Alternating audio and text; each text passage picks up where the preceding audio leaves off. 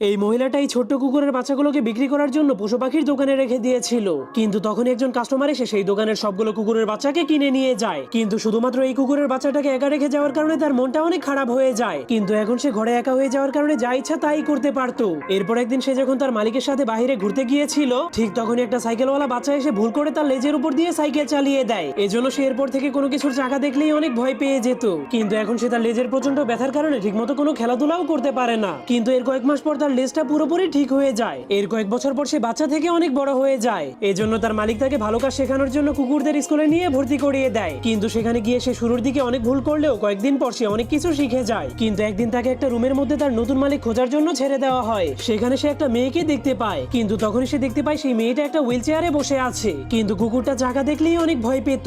এজন্য সে অনেক ভয় পেয়ে মেয়েটার কাছ থেকে পালিয়ে যায়। যা দেখার পর মেয়েটার মনটা অনেক খারাপ হয়ে যাওয়ার কারণে তার শ্বাসকষ্ট শুরু হয়ে যায়। কিন্তু মেয়েটা গ্যাস দিতে গেলেই তার